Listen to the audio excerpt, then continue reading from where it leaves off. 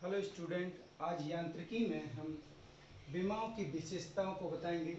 विमा को हमेशा सबस्क्रिप्ट यानी कि एक ब्रैकेट होता है, बड़ा ब्रैकेट, इसमें लिखते हैं, जिसके अंदर जो मूल मात्रक होते हैं वो हमेशा कैपिटल लेटर से लिखे जाते हैं। इंपॉर्टेंट चीज है, कैपिटल लेटर से लिखे जाते हैं। जैसे आपने देखा होगा, जैसे किसी की भी बीमा एम की 0, एल की 0 और टी की 0 है। ओके, तो यहाँ कैपिटल लेटर यूज हो रहे हैं। ओके, और ये सब स्क्रिप्ट में लिखा जा रहा है। शुद्ध संख्या जैसे शुद्ध मान अगर है भी तो ये जरूरी नहीं है उनकी बीमा हो। जैसे विकृति है, विकृति क्या होता है? अनुदैर्ध्य प्रतिबल और अनुदैर्ध्य विकृति निकालने का मतलब होता है, जैसे लंबाई की विकृति निकालना है तो लंबाई और लंबाई में जो चेंजेस होते हैं उनके अनुपात को क्या कहते हैं? हम विकृति कहते हैं। तो small L upon capital L हो गया। किसी की भी विकृति निकाल सकते हैं। तो इसकी जो बीमा है वो है ही नहीं, यानी एल की बीमा एल से कैंसिल हो जाएगी, तो क्या बचेगा? m0, l0 और t0। तो इसकी बीमा नहीं है, लेकिन ये शुद्ध मान जरूर है। ओके, समान बीमाओं को जोड़ा व घटाया जा सकता है। समान बीमाओं को जोड़ा या घटाया जा सकता है।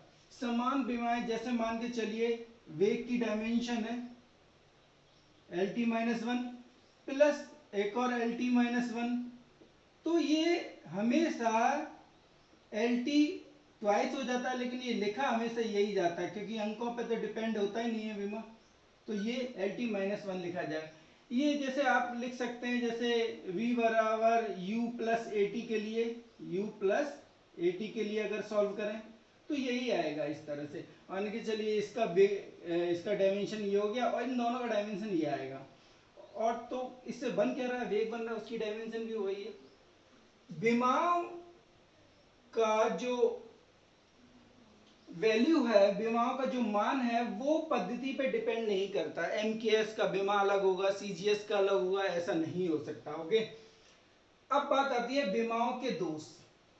विमीय विधि से 3 भौतिक राशियों के बीच संबंध स्थापित तो कर सकते हैं, लेकिन 3 से अधिक भौतिक राशि के बीच संबंध स्थापित नहीं कर सकते। जैसे हम इलेक्ट्रिसिटी या फिजिक्स के सेकंड बुक में हम पढ़ेंगे M, L, T और एक और कांस्टेंट आ जाता है A।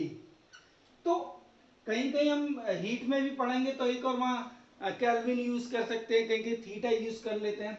तो इनके बीच जो रिलेशन है विमीय विधि से इसको नहीं स्थापित किया जा सकता। ये इसमें दोष है। नेक्स्ट दोष इसमें है, जैसे sine theta, tan theta, cos theta या कोई भी लॉगरिथम्स वैल्यू 1/x है या कुछ भी है, e की पावर x है, तो इनके मान भी स्थापित नहीं किए जा सकते। जैसे मान के चलिए हम लिखते हैं t बराबर एक कांस्टेंट ले लें और रूट में l/g, तो इस कांस्टेंट का मान बेसिक हम रख देते हैं k बराबर 2 पाई, लेकिन निकाल नहीं सकते। ओके, तो ये इसमें क्या है? दोष है। अब एक नया टॉपिक है इसमें, सार्थक अंक। सार्थक अंक यानी सिग्निफिकेंट फिगर्स कैसे होते हैं, जैसे कि हमने 9th में हमने स्टडी करी है, उसी को थोड़ा ओवरव्यू यहाँ दे रहे हैं क्योंकि यूज होगा इसीलिए ऐसा कर रहे हैं। तो सभी अशून्य अंक जो है सार्थक होते हैं। अशून्य जैसे मान के चलिए 2, 3, 5, 6 x की वैल्यू मान लेते हैं, तो कितने सार्थक होंगे? 4 इसमें सार्थक होंगे, सार्थक अंक। ओके, सार्थक अंक। ओके, अब दूसरे नियम पर बात करें। अशून्य अंकों के बीच आने वाले सभी शून्य सार्थक होंगे। जैसे मान के चलिए 2, 3, 0, 0, 5, 6 है, तो इसमें कितने सार्थक होंगे? 1, 2, 3, 4, 5, 6, तो 6 सार्थक होंगे, क्योंकि अशून्य अंकों के बीच आने वाले 0 सार्थक होते हैं। तो कितने सार्थक हो जाएंगे? 6 सार्थक। ओके, अब है नेक्स्ट, एक से छोटी संख्या में दशमलव के बाद आने वाले अंक सार्थक होते हैं। एक से छोटी संख्या कोई भी ले लें आप, 0.0056 ले लें, तो इसमें कितने सार्थक होंगे? 2। सार्थक अंक कितने होंगे? 2 होंगे इसमें।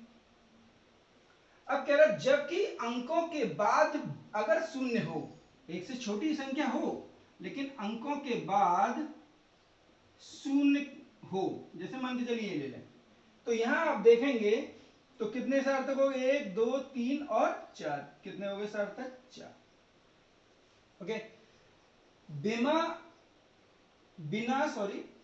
बिना दशमलव वाली अंक कोई भी ले लेते हैं, बिना दशमलव वाली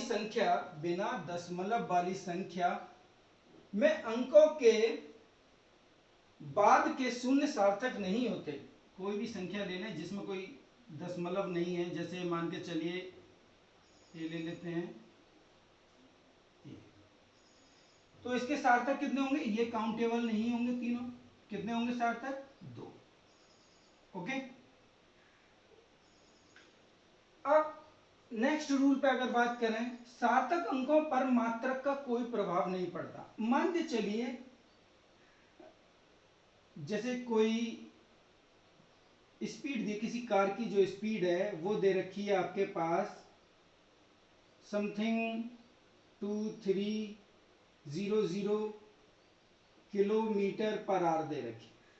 तो इसके सार्थक अगर निकालें तो आप सार्थक निकाल सकते हैं, कितने होंगे? 2 सार्थक होंगे। जैसे कि आप जानते हैं दशमलव के बाद की जो दशमलव नहीं होता जिन संख्याओं में, उनमें जो अंक होते हैं उसके बाद अगर 0 होते हैं वो काउंटेबल नहीं होते। तो यहां हम कह सकते हैं अगर इसे मीटर पर सेकेंड में कन्वर्ट कर दें, अगर इस संख्या को मीटर पर सेकेंड में कन्वर्ट कर दें तो सार्थक उतना ही रहने वाला है, सार्थक चेंज नहीं होगा। ठीक है, तो मात्रकों पर निर्भर नहीं करता। अगर मान के चलिए इसको हम इस तरह से कन्वर्ट कर दें, पावर में कन्वर्ट कर दें, यानी पॉइंट को अगर इधर ले आए 10 की पावर 3 कर दें, 2.3 इंटू 10 की पावर 3 किलोमीटर पर आवर, तब भी सार्थक 2 ही रहने वाला है। क्यों? क्योंकि सार्थक पावर पे जो भी अंक होते हैं उनको नहीं लेता। नेक्स्ट, दशमलव का स्थान अगर बदल दें, मान के चलिए कोई वैल्यू है 2356.00 और इसका जो सार्थक है वो ऑलरेडी कितना है आपने काउंटेबल करा, कंडीशन ये लगेगी कितना होगा? 4 होगा। ठीक, अगर पॉइंट को हम इधर इधर और इधर ले आए यानी x इक्वल टू 2.356 और समथिंग चेंज कर दें वैल्यू को, 10 की पावर कितना शिफ्ट करें? 3 शिफ्ट करें, 3 आ गया।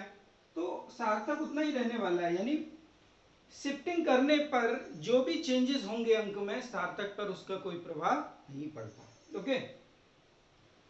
तो सार्थक पढ़ने के लिए सबसे ज्यादा आवश्यक है इन नियमों का आना। नियम आ जाएंगे तो आगे हम कर भी सकते हैं। तो इनका यूज कहाँ होता है? यूज छोटी कंडीशनों में, कभी कभार कंपटीशन में एक आध क्वेश्चन पूछ लिया जाता कि कितना इसमें सार्थक होगा, तो आपको सारी चीजें स्टार्टिंग से आनी चाहिए। ओके, नेक्स्ट वीडियो में हम मिलते हैं एक नए टॉपिक के साथ। तब तक आप इसे स्टडी करिए। Thank you.